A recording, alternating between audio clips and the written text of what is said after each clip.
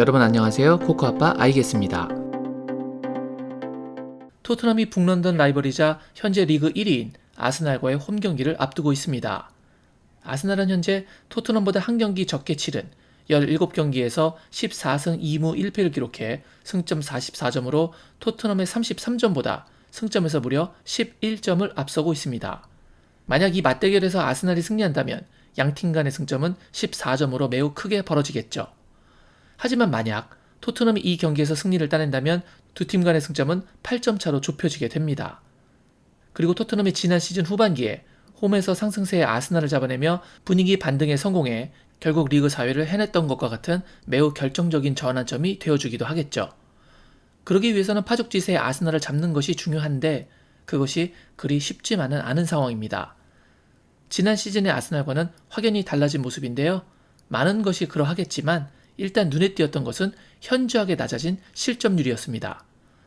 아스날은 이번 시즌 프리미어리그에서 17경기를 치르면서 14골을 실점했습니다. 이것은 한 경기 더 치른 뉴캐슬이 기록한 11실점 다음으로 적은 실점입니다. 이런 실점률이 얼마나 좋아진 것이냐면 지난 시즌 아스날이 같은 경기 수인 17경기를 치르면서 내어주었던 실점이 22골이었습니다. 무려 8골이나 줄어든 것이죠.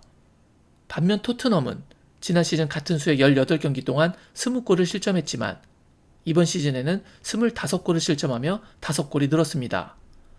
이런 수비력의 차이가 현재 두 팀 간의 위치의 차이를 만들고 있는 것이겠죠.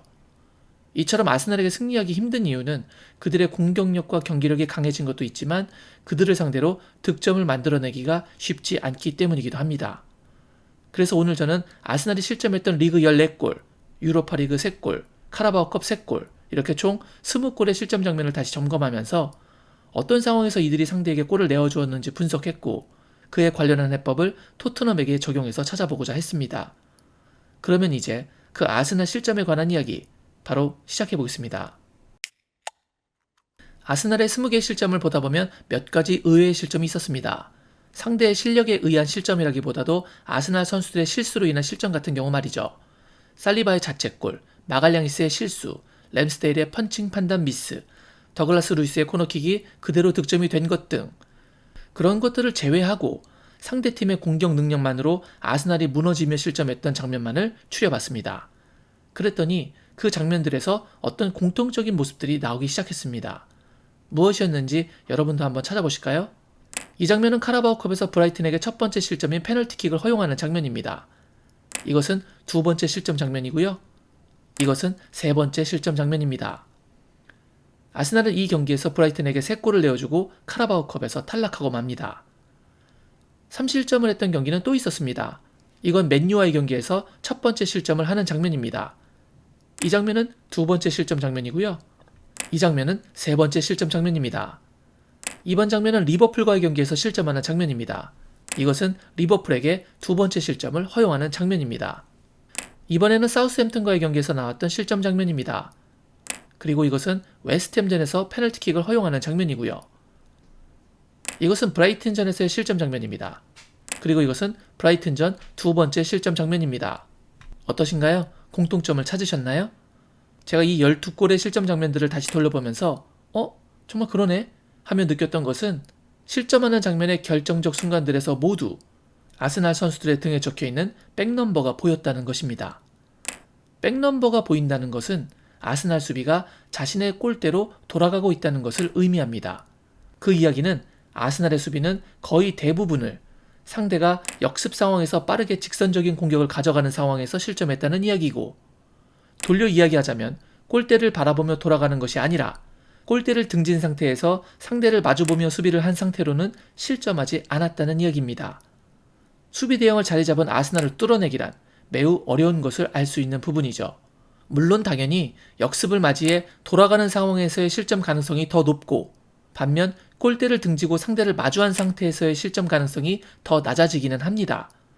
그러나 골대를 등지고 상대를 마주한 상태에서는 단 한 골도 주지 않았고 영상 초반부에 언급하며 제외했던 특수한 상황을 빼면 모든 골이 전부 수비가 골대를 등진 상태에서 발생했다는 것은 시사하는 바가 크죠. 그 예를 들어볼까요? 이 장면은 이번 시즌 북런던 더비 첫 번째 경기에서 토트넘이 아스날에게 내주었던 첫 번째 실점 장면입니다. 토마스 파티가 중거리 슈팅을 때리면서 원더골을 넣으며 리드를 가져갔습니다. 지금 보시면 수비를 가담하지 않은 해리 케인을 제외하고 10명의 모든 선수가 골대를 등지고 자리를 잡은 상태에서 상대를 바라보고 있습니다. 이런 상태에서도 실점이 나옵니다. 아스날과는 다르게 수비 라인을 너무 과도하게 아래로 내리다 보니 페널티 박스 근처 지역에서 슈팅 공간을 내어주었고 이것이 패착이 되어버리고 말았죠. 그런데 이것 하나만 있을까요? 이건 그날 경기에서 토트넘의 두 번째 실점 장면입니다. 사카가 슈팅을 때리는 장면인데요. 이때에도 토트넘 수비들은 거의 대부분 골대를 등지고 정상적인 수비를 하는 상황입니다. 그러나 이 슈팅을 요리스가 제대로 처리하지 못하며 리바운드 된 공을 제주스가 밀어넣죠. 이번에는 세 번째 실점을 볼까요? 여기서도 다이어와 랑글레가 골대를 등지고 있는 수비 모션이지만 세 번째 실점을 하고 맙니다. 이렇게 토트넘은 단 한 경기에서 아스날에게 내어준 3골 모두가 역습 상황에서 수비들이 골대를 향해 돌아가면서 준 것이 아니라 수비 자리를 잡은 상태에서 내어준 골들이었습니다. 이처럼 비율적으로 차이가 나기는 하겠지만 골대를 등진 상태에서도 실점 장면이 나옵니다. 그러나 아스날은 그런 장면이 없었던 것이죠. 그러니까 아스날이 골대를 등진 자리 잡은 상태에서 실점이 없다는 것은 다가오는 북런던 더비 경기에서 토트넘이 느린 공격 전개로 상대에게 수비 진영을 다 갖출 시간을 준다는 것은 득점하기가 매우 어려워진다는 것을 의미합니다. 또한 실점 장면을 분석하면서 우려가 되었던 다른 한 가지는 측면 공격을 통한 크로스 실점 장면이 단 한 개도 없었다는 점이었습니다. 이번 시즌 토트넘의 주 공격 루트의 위력이 매우 감소할 여지가 있다는 것을 보여줍니다. 그렇다면 이런 실점 장면을 분석했을 때 토트넘은 공격의 핵심을 빠른 역습으로 가져가야 한다는 것을 알 수 있습니다. 그리고 그것을 증명하듯이 아스날의 리그에서 유일한 패배도 역습을 중점으로 가져갔던 맨유전에서 나왔었죠. 그래야 지금처럼 아스날 선수들의 백넘버를 볼 수 있는 장면이 연출될 것이고 그것이 토트넘의 득점 가능성을 높이는 방법이 될 것으로 보입니다. 그렇다면 이번 경기에서 전술의 핵심은 당연히 빠른 공격 전개와 역습으로 가야 할 텐데요. 그렇기 위해서는 몇 가지 받쳐줘야 하는 것들이 있습니다. 이제는 그 이야기를 해보겠습니다. 우선 역습을 하기 위해서 필요한 요소는 빠르고 정확한 패스를 찔러줄 수 있는 선수입니다. 맨유전에서 날카로운 침투 패스를 보여주었던 브루노 페르난데스나 크리스티안 에릭센처럼 말이죠. 현재 토트넘에서 그런 패스가 가장 효율적으로 나올 수 있는 선수는 벤탄쿠르입니다. 하지만 벤탄쿠르가 과연 부상으로부터 아스널전에 돌아올 수 있을지, 만약 돌아온다고 해도 컨디션이나 폼이 괜찮을지는 미지수입니다. 만약 벤탄쿠르의 출전이 어렵거나 컨디션이 좋지 않다면 그런 킬패스를 넣어줄 수 있는 선수는 이제 해리 케인밖에 남지 않는 것 같습니다. 과연 케인이 이날 경기에서 얼마나 많이 아래로 내려와 볼을 뿌려주는 역할을 소화해줄지도 관심사가 될 수밖에 없습니다. 물론 당연히 해리 케인이 주구장창 내려와서 미드필더 역할만을 해야 한다는 것은 아닙니다. 당연히 전방에도 위치해야겠죠. 그러나 적지 않은 빈도수로 역습을 위한 볼을 뿌려줄 플레이메이커 역할을 해주는 것도 토트넘에게 필요할 것으로 생각됩니다. 두 번째로 필요한 사항은 상대 수비를 흔들어줄 공격 파트너입니다. 예를 들자면 손흥민이 공격을 들어갈 때 다른 쪽에서 수비를 끌어주거나 수비 판단에 혼란을 줄 클루셉스키 같은 선수겠죠. 물론 반대로 클루셉스키가 들어갈 때에는 손흥민이 수비 교란 역할을 해주어야 할 것입니다. 최근 부상으로 결정하고 있는 클루셉스키 대신에 힐이 그 역할을 해주고 있는데 힐은 클루셉스키처럼 더 깊숙한 곳까지 들어가지 못하고 있습니다.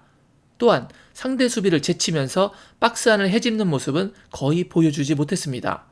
드리블을 치더라도 박스 바깥에서 약간 겉도는 편이죠. 그렇기에 클루셉스키가 돌아오느냐 그렇지 못하느냐는 역습의 퀄리티에 있어서 매우 큰 차이를 보여줄 것이라고 생각합니다. 세 번째로 필요한 사항은 페리시치의 전술적 역할입니다. 역습을 가기 위해서 페리시치의 주 임무는 일단 사카를 막는 수비가 될 것입니다. 그렇기에 평소처럼 위로 올라가 있으면 안 됩니다. 때로는 손흥민보다 더 위로 올라가 있기도 하는데 그것은 수비 후 직선적인 역습과는 맞지 않습니다. 그리고 무엇보다 공을 잡았을 때 드리블을 쳐서 측면으로 올라간 후 자신을 마크하는 수비와 대치하면서 시간을 많이 잡아먹고 크로스를 올리기보다는 낮은 지역에서 빨리 앞쪽으로 전진 패스를 넣어줘야 합니다. 하지만 페리시치는 역습 속도도 많이 떨어진 상태에다가 아스날 수비를 무너뜨릴 수 있는 이렇게 빠른 직선적인 전방 패스를 넣어주는 플레이를 선호하는 유형의 선수가 아니죠. 만약 페리시치가 전술적 대비 과정에서 역습에 특화되는 모습을 보여주지 못한다면 선발 선수 기용에 있어서 콘테가 다른 선택을 가져가는 것도 하나의 방법이 될 수 있다고 여겨집니다. 마지막으로 필요한 것은 손흥민 선수의 결정력 회복입니다. 아무래도 역습을 하다 보면 케인보다는 손흥민과 클루셉스키에게 득점 찬스가 올 가능성이 더 높고 그 두 명 중에서도 손흥민에게 찬스가 올 가능성이 더 많습니다. 토트넘이 아스날전 패배에도 한 골은 만들었는데 여기서도 손흥민의 역습이 주요했습니다. 보시는 것처럼 손흥민이 역습의 스타트를 끊었습니다. 그리고 케인에게 전진 패스를 한 다음 빈 공간으로 달려나가 힐 패스로 리턴을 받습니다. 그 다음 아스날 수비의 견제와 압박을 이겨내고 넓은 뒷공간으로 스프린트를 했죠. 그러자 히샬리송을 막던 수비가 손흥민에게 끌리면서 히샬리송에게 공간이 발생했고 손흥민이 프리한 상태의 히샬리송에게 패스하며 위협적인 찬스의 시퀀스가 나왔기에 페널티킥을 따낼 수가 있었습니다. 그런데 최근 손흥민 선수의 결정력이 지난 시즌 같지만은 않습니다. 거기에 더해 마스크로 인해 시야까지 제약을 받고 있죠. 하지만 경기가 매우 중요한 만큼 손흥민 선수에게 만약 역습 찬스가 온다면 이번 경기에서는 보다 자신감 있는 모습으로 빠른 판단을 내려서 아스날의 골망을 갈라야 할 것입니다. 아스날은 라인을 많이 올리는 팀입니다. 부디 이런 것들을 활용해서 박스 바깥쪽 라인에서 겉도는 패스만 하거나 긴 크로스 시도만을 주구장창하지 말고 빠른 역습으로 전환 또는 좁은 뒷공간을 침투해 패스를 받거나 2대1 리턴 패스로 뒷공간으로 침투해 아스날 선수들의 백넘버를 보이게 해야 득점 가능성이 높아질 것입니다. 그래서 이 경기를 통해 반등의 분위기를 만들어 다가오는 맨시티전에서도 좋은 모습 이어나가길 바랍니다. 그리고 그 안에서 손흥민 선수의 득점을 볼 수 있다면 더할 나위가 없겠네요. 오늘 제가 준비한 영상은 여기까지였습니다. 오늘 영상이 마음에 드셨다면 구독, 좋아요, 알림 설정 부탁드리겠습니다. 저는 다른 더 좋은 영상으로 여러분께 인사드리겠습니다. 그때까지 늘 건강하시길 바랍니다. 역시 I guess.